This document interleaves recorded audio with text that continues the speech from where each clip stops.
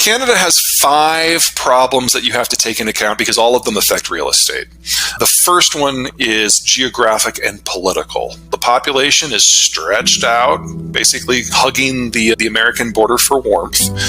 And because of the way that Canada was formed as a codominium of Anglos in Ontario and Quebecois in Quebec, you have made the decision very early on in your process that the provinces have immense power vis-a-vis the central government. That means you didn't get your first trade deal until about 3 years ago. When I say trade deal, not with another country, within Canada.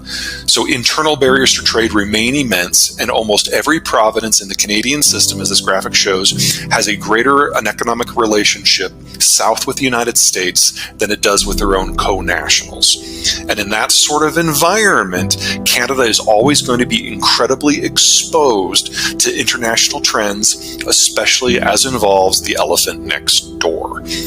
Now, you fast forward 10 years, you do away with provincial autonomy somehow, that changes. I don't think that's going to happen in 10 years. Problem number 2 is strategic. This is a Cold War map. All the dots are where the Russians had their military bases. During the Cold War, Canada was in a privileged position. Now, the United States had created globalization in order to build an alliance to fight the Soviets. And whenever we tried to get a trade relationship with other countries, we always had to give in a little bit because we got full security control as a result. That was the guns for butter trade that defined the Cold War and American strategic policy.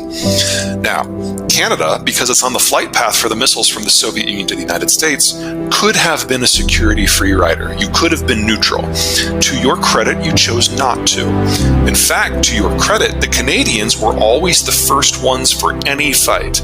If they saw a crisis in the world, they'd pick up the phone, they'd call the president, and the first words the Canadian Prime Minister always said is, "We see what's happening, we're here, how can we help?" And that made Canada our fastest friend.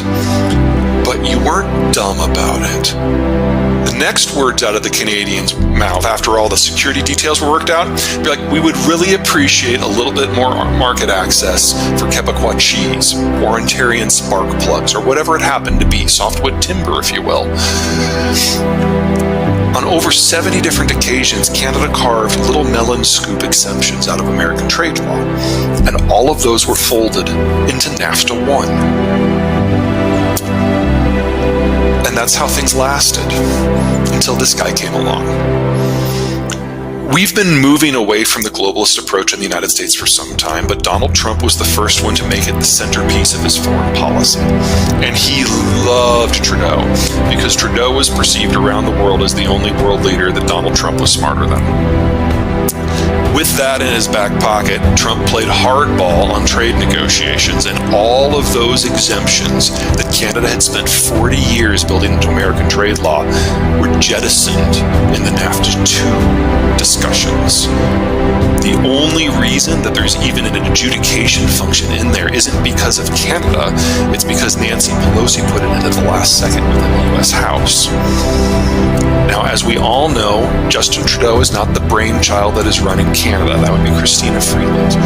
And at the time that Trump was president, became president, she was your trade negotiator and ultimately your foreign minister. And she attempted to play the old playbook in the NAFTA negotiations, the idea that Canada has a special place in American trade law and it's justified in getting its exemptions. And I'm not saying this to denigrate her. I think she's one of the smartest people on the planet right now. But her first week on the job was Trump's first week on the job. And she was handed a playbook that became obsolete the day she took her office. And so she was pushing for things into NAFTA 2 that the United States had no interest in, on labor, on environmental regulations. And at the end of the day, the Americans got sick of it and cut a bilateral deal with the Mexicans to cut Canada out of NAFTA completely. And this is the photo from the stage when she found out. The Mexican and the American negotiators didn't tell her ahead of time. And after this meeting, she was simply told, the United States is going to proceed with this in 8 days with the Mexicans. You have 8 days to accept the original terms. If you don't, fine, you're on your own. 7 days later, Justin Trudeau signed, and we got NAFTA too. Problem number 3, geography. What you're looking at here is not a population density map. It is a spatial expansion map. So cities that are in green or blue are not very physically constrained. They can expand in almost all directions. That keeps development costs low. Cities that are in red and orange have difficulty. Maybe they have an ocean or a mountain or a national park or some sort of protected wetlands or something. They can't physically expand very easily. And so their internal land costs tend to be very high. That makes for expensive housing. We've got 3 trends that are going on in Anglo-America right now, same on both sides of the border. Number 1, because of COVID, not a lot of people want to be reliant on public transport. Cities with a circle can't function without city transport, so people are moving out. Number 2, the baby boomers on both sides of the border want to move somewhere warm. They don't want to shovel snow in February. They're moving south, or in the case of Canada, west. And then third, the millennials are coming of age, they're raising families, and they want to be in a place where they can have a backyard. They have to move to a place where land costs are lower. So we're seeing people moving out of the coastal cities, and that's on both sides of the border, into the interior, specifically in the American South, Southwest, and West. You guys don't have a lot of room. I know that Canada is a freaking huge country, but if you start preferencing away from Vancouver and Montreal and Toronto, there aren't a lot of other options. And so you're seeing significant distortions across your entire labor structure. Fourth, demographics. Here's your provincial demographics as of a couple of years ago. You'll notice a couple things about Ontario, Quebec, and BC. You guys have, for the most part, stopped having kids a while ago. You are rapidly aging. Not into obsolescence, we're not there yet. But in this decade, that big bulge of people in their 50s will have moved into their 60s. And then the economic case for the 3 biggest Canadian provinces is very, very difficult, because you're going to have to tax your young people in order to support your retirees. And if the taxes get too high and the services get too low for the young people, they will relocate. Alberta to this point has been a bit of an exception because of the oil boom. It has drawn people in from the other provinces, especially people in their 20s and 30s who are still going to have kids. And that makes Alberta your youngest demographic structure in the entire country. But the housing stock that you have in the rest of the country is not necessarily appropriate for the way your demographic structure is evolving, except, again, possibly in Alberta. And that mismatch in an environment of capital shortages, in an environment when we need to double the size of the industrial plant, means that there's a contest for every single dollar that is available for investment. Do you put it into industrial plant? Do you put it into infrastructure? Do you put it into training? Do you put it into housing? You're going to have to choose. So what is it about Alberta that makes its housing stock set up the best for demographics and for immigration? Sure. The tar sands boom really got going about 15 years ago. And in the first year, the Albertans were attracting people from all over Canada with a heavy emphasis, of course, on the Maritimes, because the economic dislocations there have been pretty rough. But most of the people who were coming were in their 20s. And that meant they were mostly men. And within a couple years, it became apparent that Calgary really needed to recruit a wider array of people in order so that these people were not doing what happens in the United States and just living in man camps. And so the decision was made early on to put a lot of effort into building larger apartments and single-family homes, so that these young men who were coming in could actually have a reason to bring someone with them, maybe bring kids with them. And then the expansion of the economy within Calgary itself attracted a lot of women from all parts of Canada in order to do the non-oil jobs. And all of a sudden, you've got people from BC and people from Nova Scotia falling in love in Calgary and buying a single-family home. And it's the one place in Canada where most of the housing construction was not catering to foreigners. So it wasn't just condos. It was actually people who wanted yards. And that made for a very, very different property market in Alberta compared to everywhere else.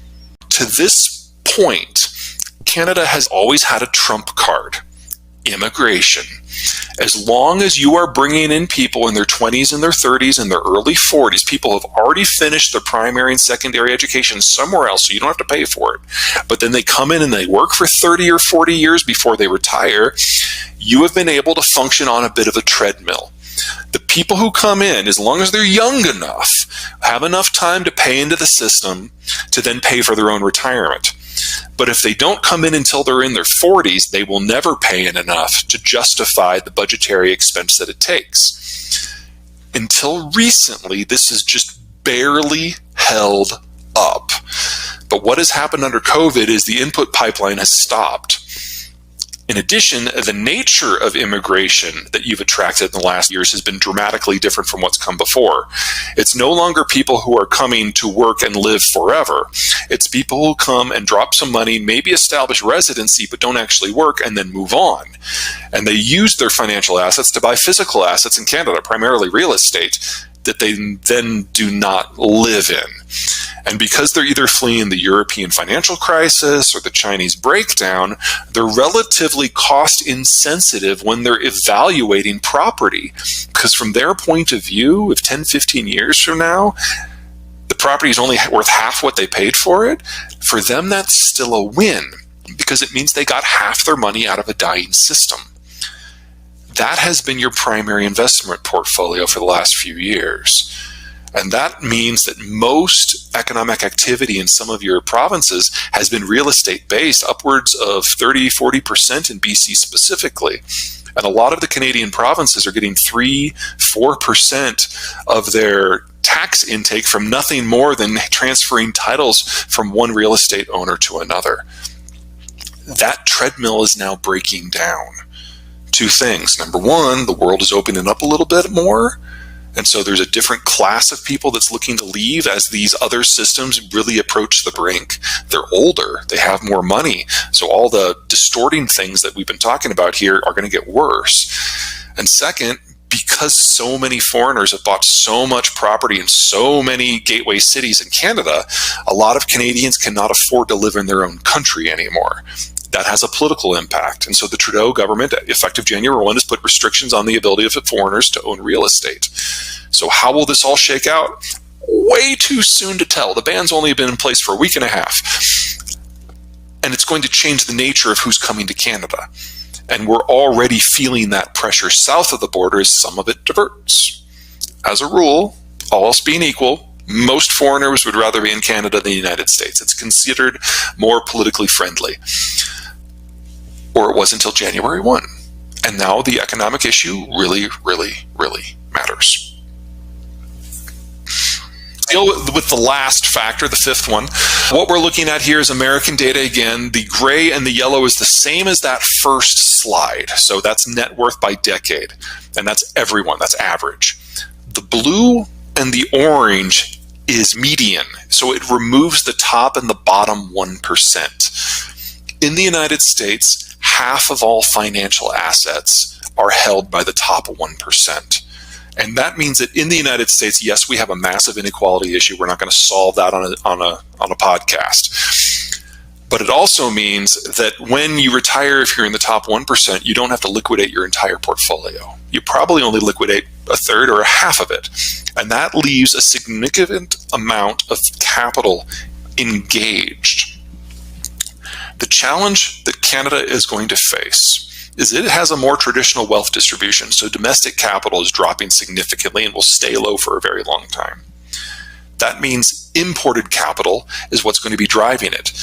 The United States is going to be the source for most of that simply because of this disparity within our own economic equality on the south side of the border.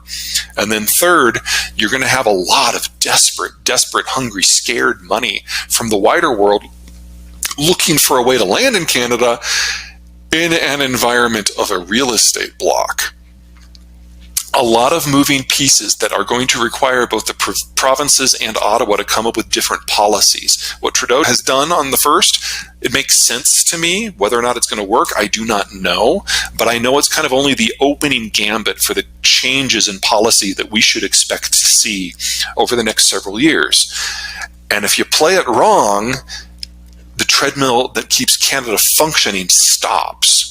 And that, among other things, might mean that Canada is not able to participate in the reindustrialization of North America. Because if Canada can't draw those people in, it no longer has the workforce that is necessary to do the reindustrialization in the first place. So there's a lot of things that get tangled up here that Canada is going to have to assign values to and then muddle its way forward as we enter the most dynamic period in North American history since the War of 1812.